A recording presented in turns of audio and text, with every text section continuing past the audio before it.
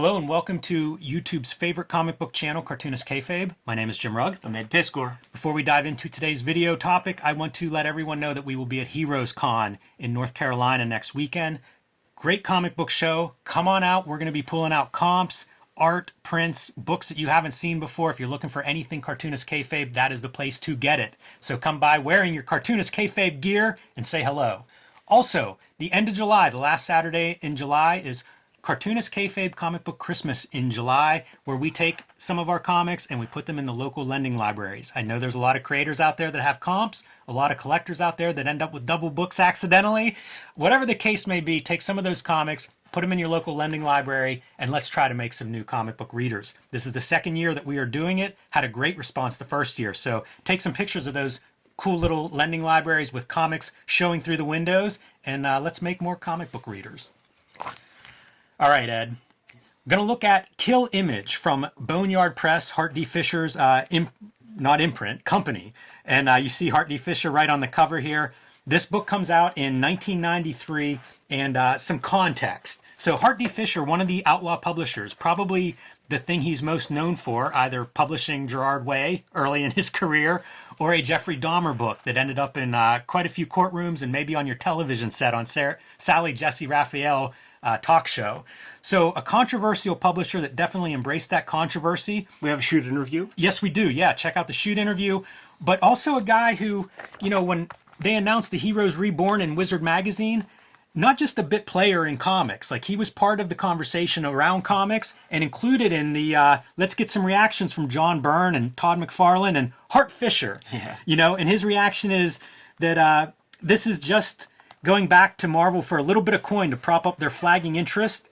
There'll be a big buzz, there'll be good sales, and 6 months later it's going to tank hard. And you know what? That's about what happened with Heroes Reborn. So, you know, no dummy, Hart Fisher. Published comics for a long time, still publishing comics. Chaos agent of comics. There you go. And so Kill Image comes at a time whenever comics bubble is kind of at the peak of its powers. And there were so many of these kind of, I'm going to call this a bit of a parody book.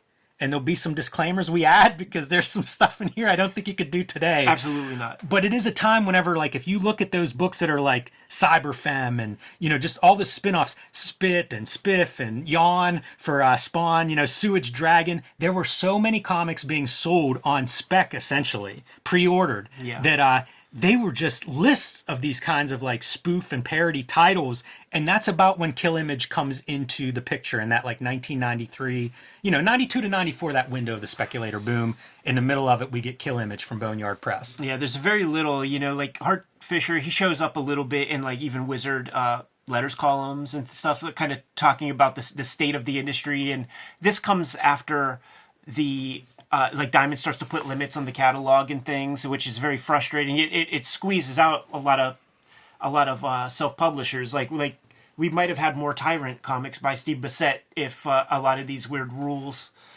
were not imposed upon the creators, and there was some more competition with distribution and stuff. But I was when the books were off screen. And you were doing your spiel up front, dude. I realized that probably one of, for a time, man, one of Hart D. Fisher's probably biggest money makers is the shirt, the T-shirt that you still see those running around. Most famously in the Ersatz fake comic convention at the beginning of Chasing Amy. Right. You'll see a couple Marvel Can Suck My Cock T-shirts. Yeah, Hart Fisher did a fair amount in comics. You know, it wasn't a one-trick wonder by any means. I want to read this warning because I think it's applicable, and I didn't even notice this before. It's purple on black. Yeah, it's funny because I cannot see it from this angle whatsoever, and it does not show up on the camera, I don't think. Warning. Contains scenes that may emotionally damage fanboys everywhere. So you guys at home, you've been warned, because this is a comic that, like we said, I don't know if you could publish this in today's environment. Well, like you got to think about like the context, right? You like this is the early to mid 90s when it was just a more hardcore, extreme time, and there's a lot of hyperbolic language. Like you could fight somebody at school and say, "I'm gonna fucking kill you." Now. There's potential you mean it nowadays with these school shootings. I know people who lived through school shootings. I have very important people who were a part of school shootings and victims of school shootings.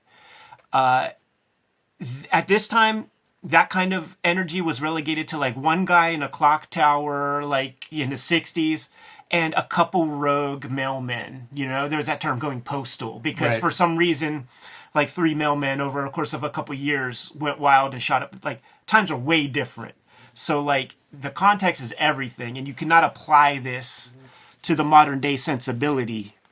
Yeah, and even in this time period, I think it's pretty clear that even Hart Fisher comes at it that way. He has a little bit of an intro here, and it's don't take this too seriously. We're having some fun. I don't think he likes Image. There's no love lost there, but also this is not a call to arms.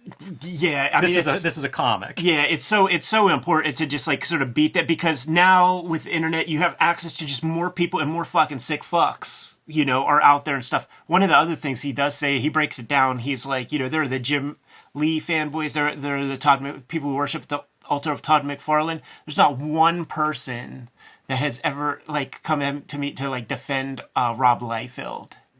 Yeah. So, all right, man. Let's dive into the actual meat of this.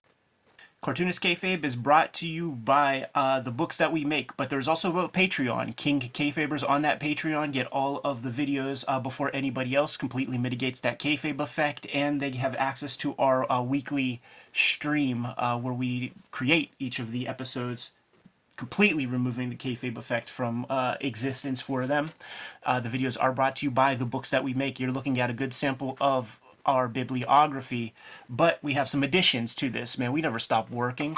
Jimmy's going to have Street Angel Princess of Poverty coming to you this summer. It is a companion piece to Street Angel Deadliest Girl Alive. It's different material. It's from Jim's pre-Image days, and you have both volumes. You're going to have all of the Street Angel content that Jimmy has created to date. I'm going to have forthcoming the Hip Hop Family Tree Omnibus is coming to you. Just got the cover proofs. Look at that. Look at that gleam. Look at that gleam. 504 pages. Look at the size of that spine. That's a lot of comics in that book. Comprises all 4 volumes of Hip Hop Family Tree. 140 pages of new material that has not been seen in any of the other volumes at this point. And I drew a bunch of new stuff for this comic. Also, there is a X-Men Grand Design trade paperback coming out that's going to have all 3 volumes of X-Men Grand Design comprised into one volume. It's a trade paperback coming to you in time for the holidays, just like the Hip Hop Family Tree Omnibus.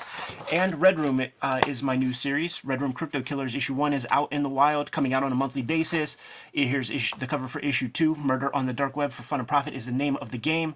In Red Room Comics, there are 2 trade paperbacks of that out in the wild as we speak. Now that we're done paying the bills, back to the video.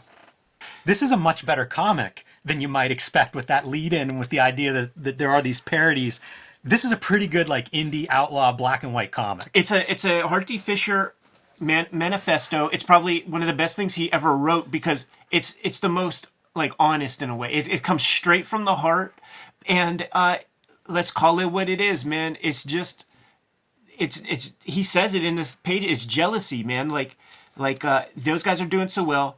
They're taking everything for themselves, and so he's point by point. This could literally have been all this part leading up to things could have been a letter to Wizard.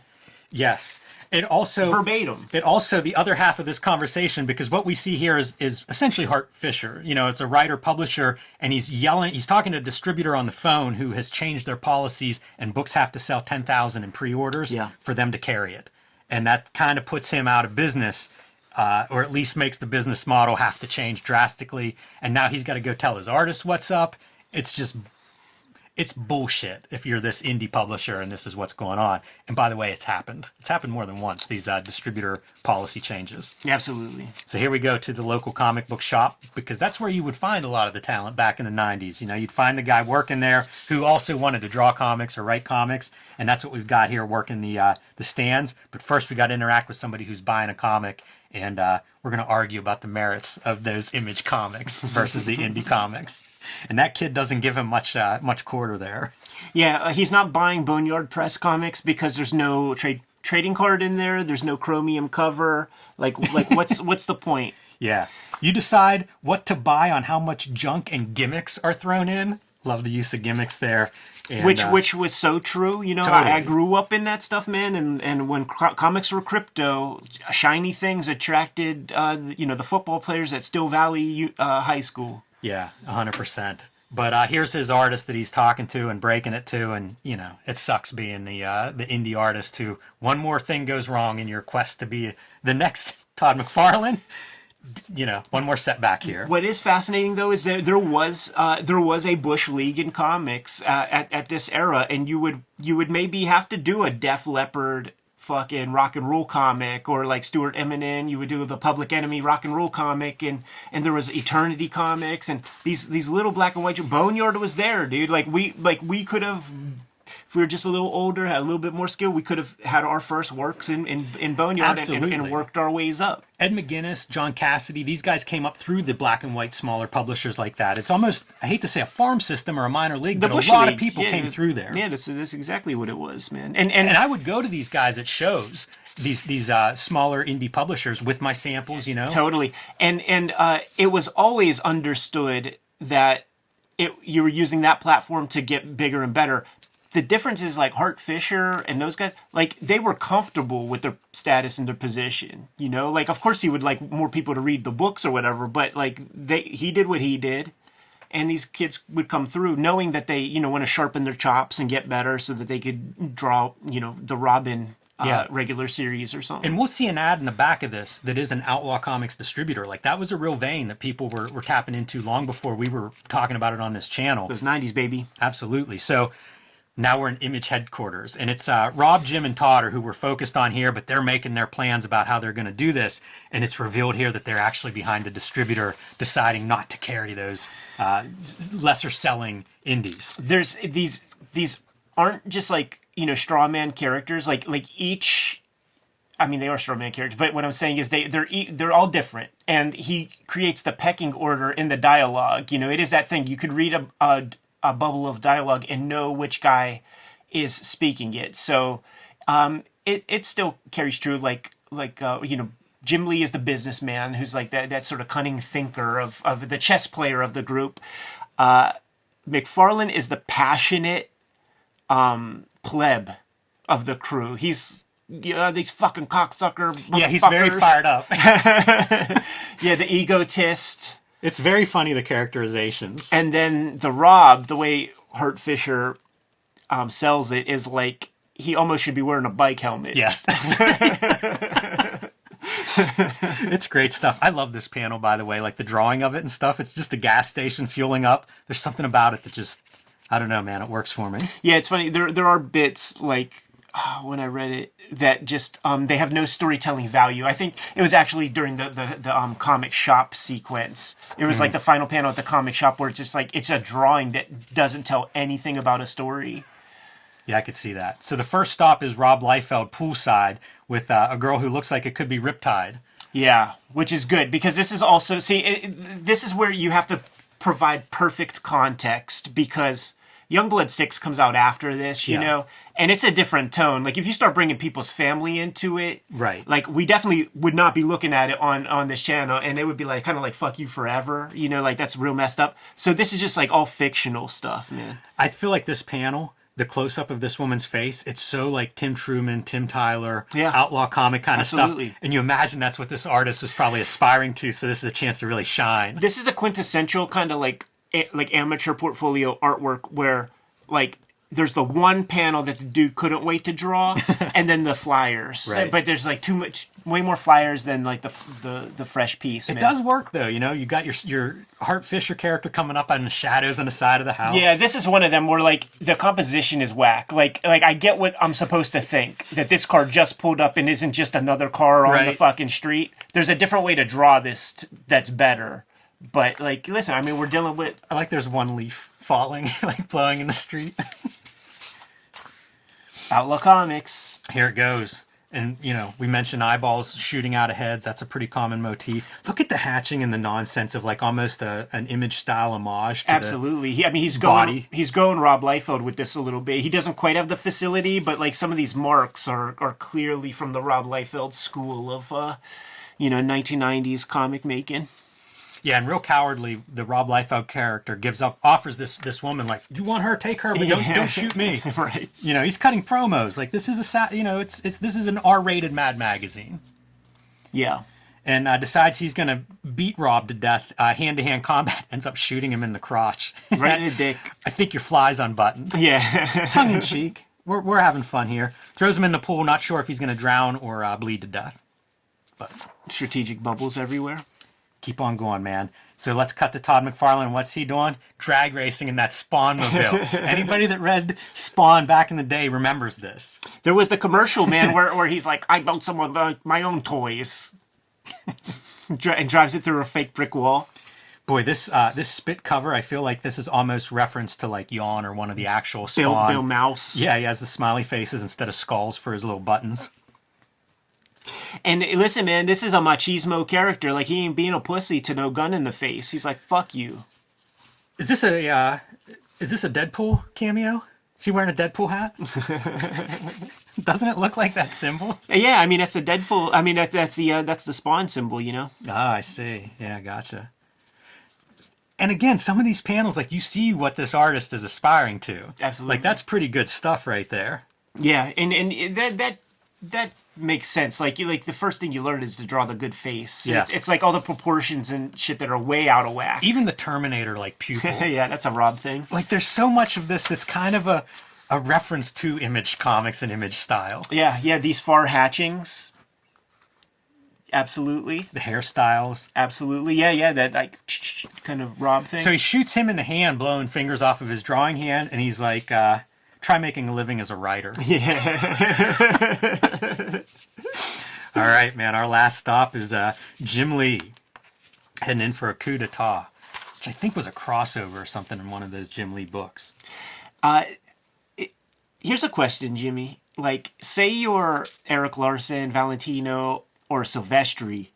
Like, are you happy that you're like lower on the rung, that you're not in this? Or is it like Fredo Corleone where it's like, I was looked over?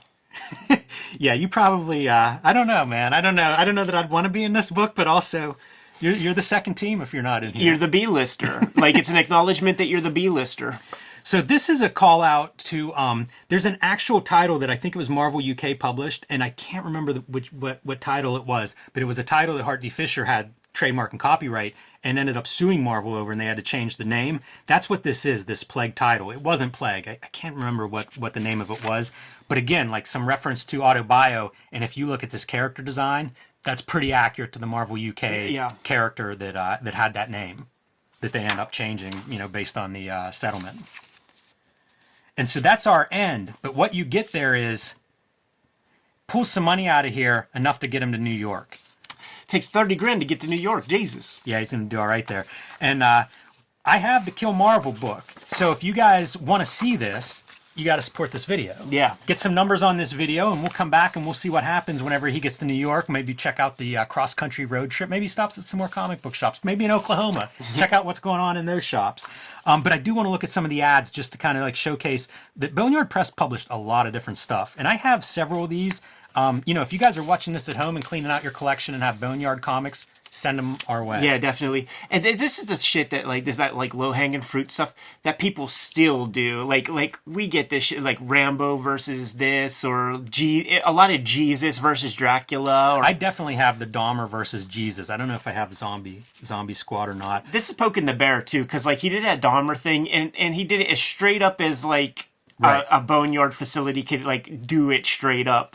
Got a lot of attention. So now it's like we're milking this. Yeah, because he's talking about on October 4th, we go back to court in Milwaukee, Wisconsin to fight the ban on the Dahmer unauthorized biography of a serial killer comic. So,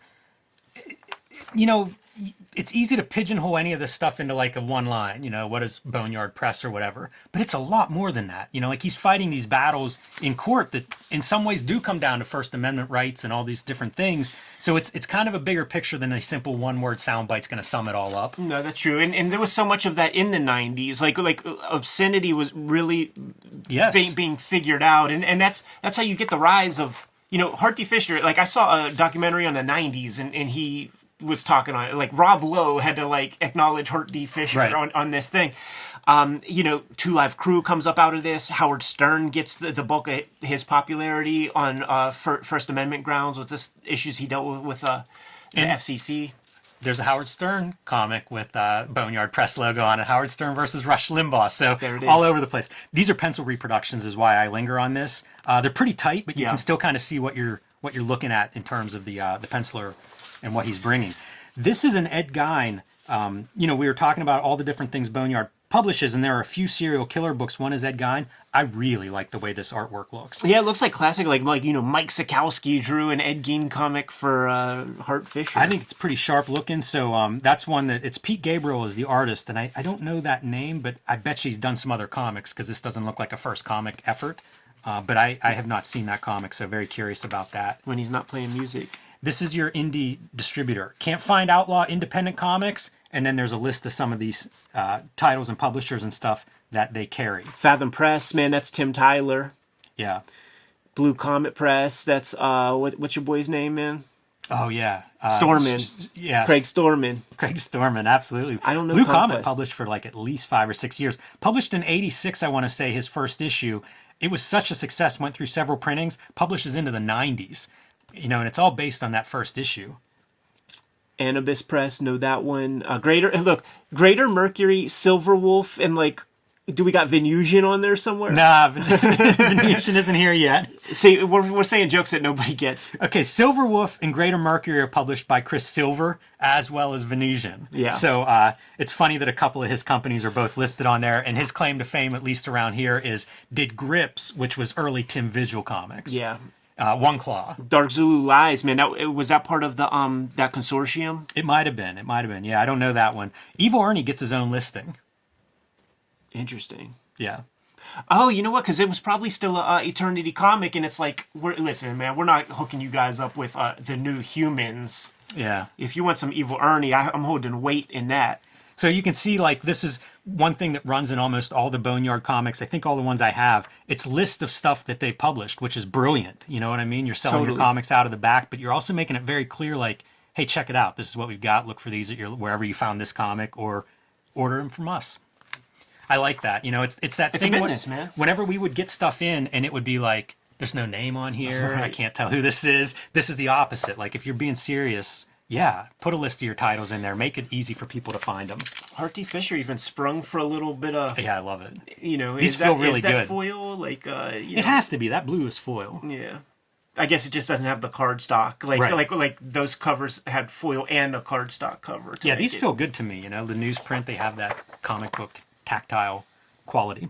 Totally, man. So guys, make this a #1 video. We'll come back and show you how it works out here in Kill Marvel. Yeah, give us 5 figures of views on that, man. A good 10K video. I think you should be able to make a good just even that. Or maybe, that to there, have these heads floating around. Yeah, you got to figure out something for you a got a good thumbnail, thumbnail for this, man. But very tongue-in-cheek, but pretty fun comic. Kayfabers, follow, subscribe to the YouTube channel, hit the bell so that we can notify you when new vids are available. I want to encourage you to join the Patreon. The Patreon is where the King Kayfabers mitigate that kayfabe effect by hanging out with us in these live stream recording sessions, and they get all the videos before anybody else. The last Saturday of July is Cartoonist Kayfabe Comic Book Christmas in July. This is where we're going to collect all of our doubles and comp copies of comics that we have published ourselves. Sans Red Room. We're not going to put that anywhere. I'm not Harty Fisher now. And we're going to take them around town and put them into the free little lending libraries across the city of Pittsburgh and across our neighborhoods. We encourage everybody else to do so. Other comic creators, got a lot of them in the audience. Do the same, man. Go take your comp copies, spread them around town. The idea is to create some new comic readership. We all happen upon comics in different ways, and it's hard to accidentally find a comic these days. So if you put them in a place where somebody might see them, you might create a new comic reader, create a healthier industry over time. Last year was the first year. Thousands of people participated. Let's have tens of thousands of people participate, Distribute 100,000 comics, 200,000 comics. Sounds like a good idea to me. But the vids are brought to you by the books that we make. Jimmy, tell the people what you got. My next big release, Street Angel, Princess of Poverty, will be coming out later this year, collecting all of my Street Angel comics that are not in Street Angel Deadliest Girl Alive. Both of these books are from Image Comics. They will look very nice as a set on your shelf, and Deadliest Girl Alive is back in print after a while, so if you missed it the first time out, pick it up now while you're waiting on Princess of Poverty. Hulk Grand Design, oversized Treasury Edition fluorescent green cover, is now available wherever comics are bought and sold. Pick that up while it's still in print. And The Plain Janes, the first young adult graphic novel, also still in print. You can also join me on patreon.com/JimRugg, where you can read my latest comics and get a preview of the book that I'm debuting at Heroes Con this weekend. The canaries are gleaming, Jimmy. This is what the cover to the Hip Hop Family Tree Omnibus looks like, minus the hardcover case wrap, man. We just got some wet proofs in to see if we like it. The Hip Hop Family Tree Omnibus is going to be here in time for the holiday season. It's going to be 504 pages. This is the spine, so that's the size of a phone book. Collecting the 4 volumes of Hip Hop Family Tree with 140 pages of new material. Drew a bunch of art fresh for this. A lot of you guys have pre-ordered this comic. Thank you so much, but I'd love to see those pre-orders double or triple until we release the thing. It'll let us know how many of these suckers we have to publish. Dude, this wet proof ought to get some extra pre-orders in there. I'm hoping so, man. I have 2 books coming out this holiday season, Jimmy, and the X-Men Grand Design Trilogy is going to bring back in print the complete X-Men Grand Design, all in one handy-dandy trade paperback. That's, the size of your typical trade paperbacks from Marvel Comics. 250, 260-page trade paperback of that in time for Christmas, man. So order heavy, order often, hook up the X-Men fan in your life. But the comic that's coming out these days is Red Room.